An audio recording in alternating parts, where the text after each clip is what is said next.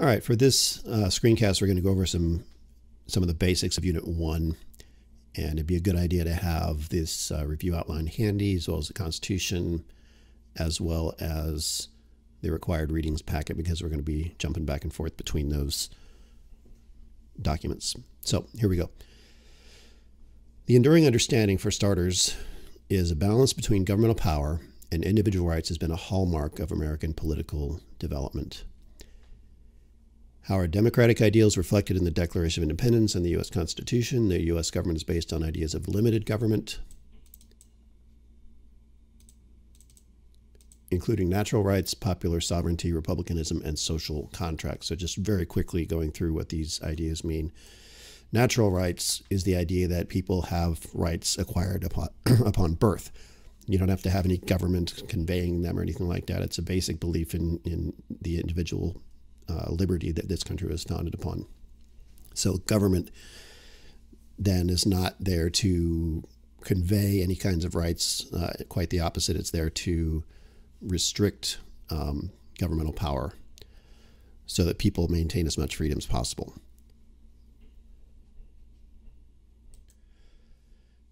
Next concept is popular sovereignty, which is the basic democratic principle that we strive for, where the people have a voice.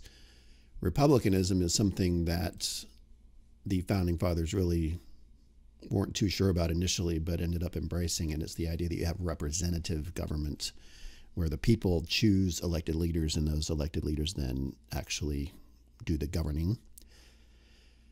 And finally, social contract. Social contract is really the theoretical basis for the Declaration of Independence and the justification for declaring war on Great Britain and seeking revolution. And it basically means that the people agree to do certain things like pay taxes and be good citizens and vote and things like that, where the government then has to protect basic freedoms. And if there's a disconnect, just like if a contract out in the real world were broken, there'd be a remedy for that. The remedy under social contract is the justification for a revolution. We see that in the Declaration of Independence, and we're going to look at that here in a little bit. So let's look at the objective on that. The Declaration of Independence, drafted by Jefferson with help from Adams and Franklin, provides a foundation for popular sovereignty, while the U.S. Constitution, drafted at the Philadelphia Convention, led by Washington, with important contributions from Madison, Hamilton, members of the Grand Committee, provides the blueprint for a unique form of political democracy in the United States. So let's go ahead and take a look at the Declaration of Independence, since it is a required reading. Here it is. Most people are familiar with the preamble, which is technically not the preamble. It's the statement of beliefs about government in paragraph 2. But it has the famous lines, "We hold these truths to be self-evident, that all men are created equal, that they are endowed by their Creator with certain unalienable rights, that among these are life, liberty, and the pursuit of happiness, that to secure these rights, governments are instituted among men." So there we have our statement of purpose about why we have government in the first place. And then right off the bat, after that statement, deriving their powers from the consent of the governed. This is the popular sovereignty. And then whenever any form of government becomes destructive of these ends, it is the right of the people to alter or abolish it and institute new government. Now that is the social contract component of the preamble, I guess we'll call it that, to the Declaration. It's this probably one of the best expressions of what our country is striving for that's ever been written. Now, this document is more than just a straight Declaration of Independence. It goes into great lengths regarding, we're not just doing this for any reason. It has to be really, really bad, basically. And then this line right here, very important, to prove this, let facts be submitted to a candid world. So they're not just, raising trouble here. They are very concerned about the abuses of power that they see coming out of England towards the colonies. And so we have this long list. He has refused to, his assent to law is the most wholesome and necessary for the public good. He has forbidden the governors pass laws of immediate and pressing importance. Refused to pass other laws for the accommodation of large districts of people unless those people would relinquish their right of representation in the legislature. So this is like grade school no taxation without representation. And don't forget preceding this time period, there was a whole period of consternation between Great Britain and the colonies that started after the 7 Years' War, the French and Indian War, where the British simply started ratcheting up tax policy. And the more they did so, the more the colonies didn't like what was happening. And these people known as the Founding Fathers finally convinced everybody to accept revolution or to get on board with revolution. And don't forget, not everybody agreed with that. It was still quite controversial. You're declaring war on your own people, basically, and it was not something that was universally embraced. But after a series of events, the Boston Massacre, Stamp Act, all these different policies that were negatively affecting the colonies, people eventually got on board for the most part. Just a quick look at some of the big things that they complained about. A lack of representation, called together legislative bodies in places unusual, uncomfortable, and distant. So this is denying representation. Dissolved representative houses repeatedly for opposing manly firmness in his invasions on the rights of people. So anytime the colonists would do something to address these issues, they would be stomped down, and that's why that provision ended up in the Declaration. So one of the interesting things in this list of complaints is this right here. He has refused for a long time after such dissolutions to cause others to be elected, whereby the legislative powers incapable of annihilation have returned to the people at large for their exercise. The state remaining in the meantime exposed to all the dangers of invasion from without and convulsions within. He has endeavored to prevent the population of these states for that purpose, obstructing the laws of naturalization of foreigners, refusing to pass others. Okay, it goes on and on. Raising conditions for the appropriation of new lands. You may remember from your history classes that this map here was the proclamation line of 1763, and I don't want to drone on about this, but it's worth remembering that that was a big deal. You fought a war, had all this territory theoretically to expand, and the British government was refusing to allow settlement of those lands because they're afraid of added costs of defending the frontier, things like that. Just real quick, obstruct the administration of justice, made judges dependent on his will alone, kept among us in times of peace standing armies without the consent of our legislatures, this quartering large bodies of armed troops among us. So one of the obscure amendments to people looking at the Constitution without any knowledge of it is, why do you have the quartering of soldiers prohibited in the Third Amendment? I mean, that's in the Bill of Rights. Because they were doing that. The British were forcing soldiers to be quartered in people's homes. So you want to talk about an intrusive, overbearing, tyrannical government when you have the instruments of state power, armed soldiers that are forcibly housed in people's homes against their will, perhaps. It's really, that's where people start tossing around the word tyranny, because it really is intimidating, to say the least.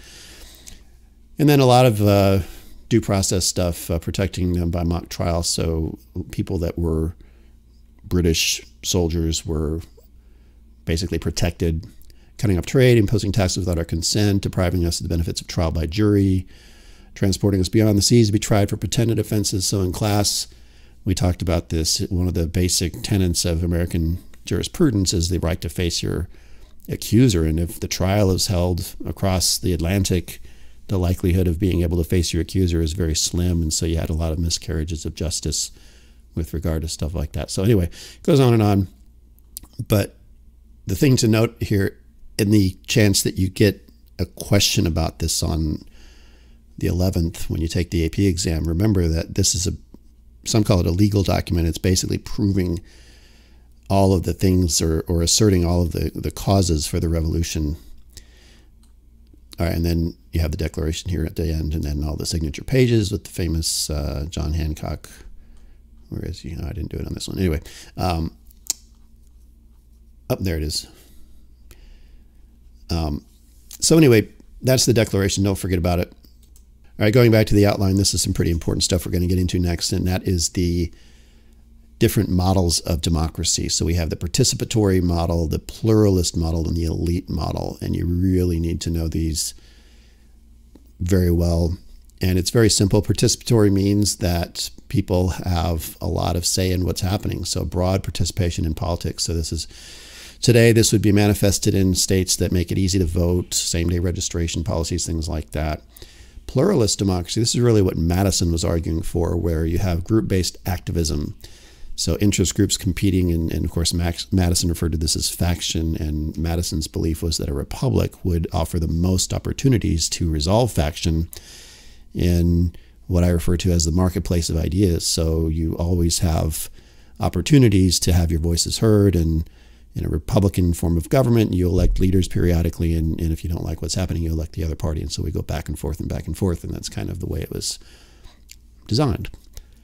And then elite democracy, where the people really don't have that much say. And what's interesting about the Constitution, and this is something that a lot of people don't really recognize immediately until they study it, and that is that the Constitution is really, in many ways, full of provisions that are consistent with the elitist model. That's not to say they're elitists and that the people don't have a say, but it does mean that with regard to selection of senators, for example, suffrage rights, perhaps, and with the way the president was elected in the Electoral College, the people really were not at the forefront in any of those decisions.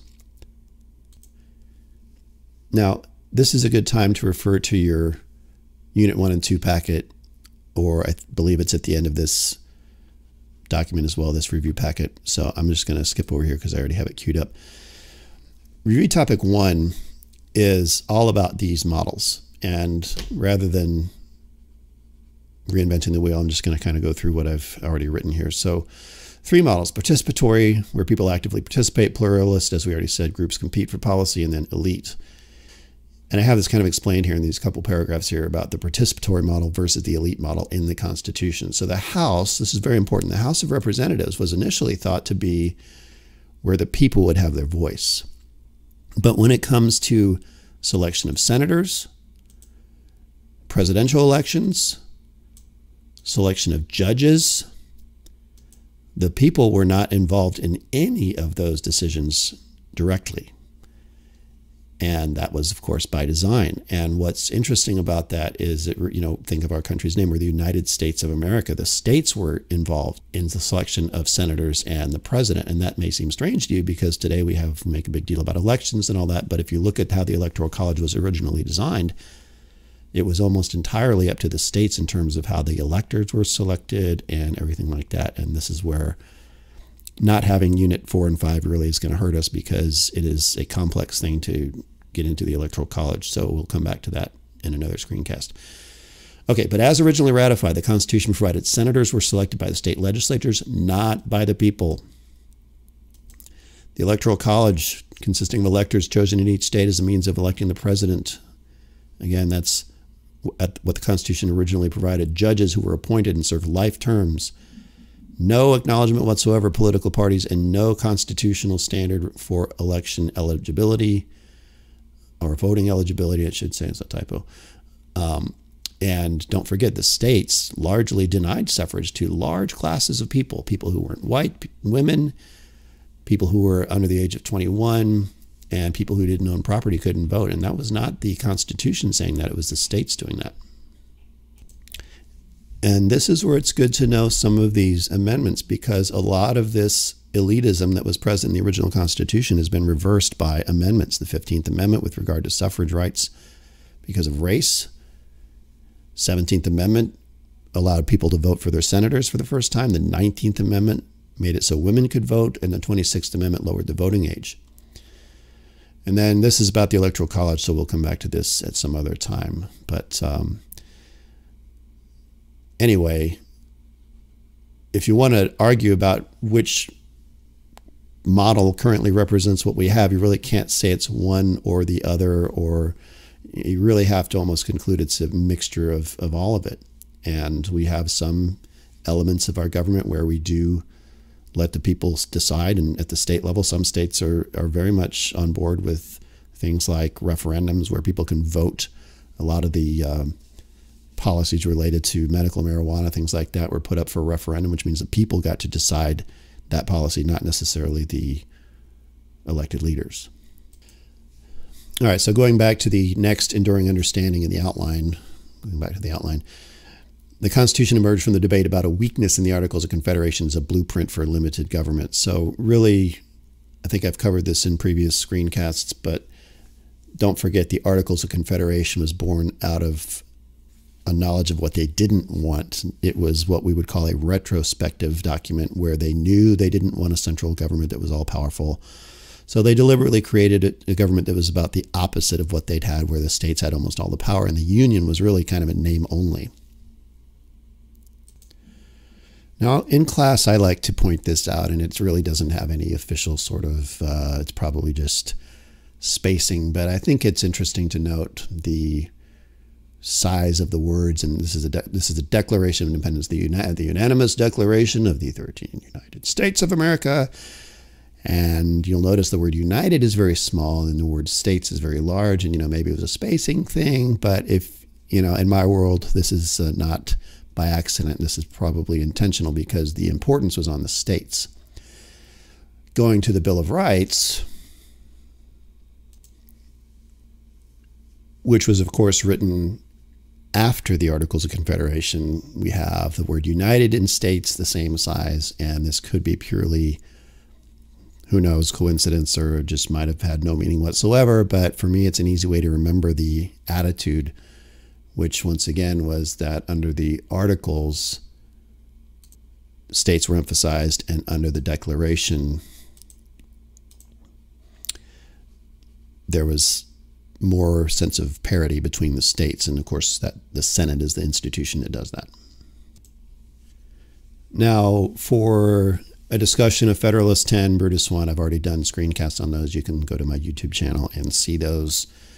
But what we didn't get into yet was these compromises. So let's talk about these compromises at the Constitutional Convention. So here's the objective: explain the ongoing impact of political negotiation and compromise at the Constitutional Convention on the development of the constitutional system. So there were a bunch of compromises. The ones that most people talk about are the Great Compromise, the Electoral College. People don't realize that was a compromise and how the president was going to be chosen. The 3/5 compromise regarding the slavery issue and the ban on importation of slaves. So this was the slave trade compromise, which we'll look at here in a second. So I doubt they're really going to get into too much on this, but just for good measure, the Great Compromise was a compromise between two competing plans for representation, the New Jersey plan and the Virginia plan, and the basics is really all you need to know, I'm pretty sure. And that is that the New Jersey plan was basically designed where the states were equal to each other, and of course that's not fair to states like New York and Pennsylvania, some of these larger states. So the competing plan was the Virginia plan, the large state plan where the states were represented proportionally. And oh, there goes my dog. And the Virginia plan where the states were proportionally represented. Now, instead of doing one or the other, we did both. We combined the two, and we have a House that's population-based with congressional districts that are localized. The reason we have a census, you might remember 2020 is a census year. So we count the population for the purpose of allocating representatives, and based on population growth or decline, those seats are moved around. But the Senate is always 2 representatives, so that's the main thing about the Great Compromise. Okay, the 3/5 compromise, I doubt there's going to be any questions on that, but a lot of southern states had slaves. Now, if they were able to count their slaves in their population count for representation purposes, that would give them an unfair advantage in terms of power, because as everybody knows, slaves did not vote, could not vote. They were not free. So that was another thing. The other thing, and this is one that I like to point out when I'm teaching class, is that I think there's a lot of evidence in the Constitution that the presence of slavery, trying to create a country founded upon equality, and yet we have slaves, was just really, really a bad thing. And I want to take a moment to just kind of look at this in the Constitution. You find this provision in Article 1, Section 9, and in fact, it's the very first thing in Section 9. The migration or importation of such persons, and we know today that is a reference to slaves, that they didn't want to say it, As any of the states now existing shall think proper to admit shall not be prohibited prior to the year 1808. So you could import new slaves up to 1808. After that, slavery wasn't illegal, but any new slaves would have to be born into slavery, which is a really awful thing, by the way, obviously. But that's the way it was. So at least it was something to some concession to the abolitionists at that time. Okay, next up is the amendment process, and I've already done a screencast on that. So we'll skip to this next one. The debate over the role of the central government, the powers of state governments, and rights of individuals remains at the heart of present-day constitutional issues about democracy and governmental power. Well, isn't that interesting, given what's happening right now with some states wanting to close beaches and other states, well, we got to reopen, and we're really seeing a division within the states. And the Trump administration lately has been, we need to reopen, but the states are going to do it. And we're really starting to see how federalism works with that regard. And there's a lot of inconsistency. If I had to make a prediction, the courts are going to get involved in this eventually. Now, the outline reflects the 9/11 attacks, which shows you how quickly things change. After 9/11, the country kind of went crazy with surveillance, and we almost became a surveillance state unwittingly, where the government was recording everybody's cell phone numbers and duration of calls and text messages and things like that. And at least that's what we were told. There was some big government database, and this was the whole Edward Snowden thing. And that's why that's in the outline. And then also the debate about the role of the federal government in public schools. So might surprise some of you to learn the federal government generally defers to the states with regard to most matters in education. The one departure from that is actually the AP programs. Those are national standardized courses where they follow the same curriculum. And one last thing for this screencast, don't forget all of this stuff you'll find, if you prefer to read it instead of listen to me drone on. This packet has a series of review topics that covers pretty much everything you need to know. And one other reminder, the exam is only covering units 1, 2, and 3, so you don't need to go any further than review topic, let's see, well, wherever it gets into beyond that. I don't happen to remember where it is at this point, but anyway. Okay,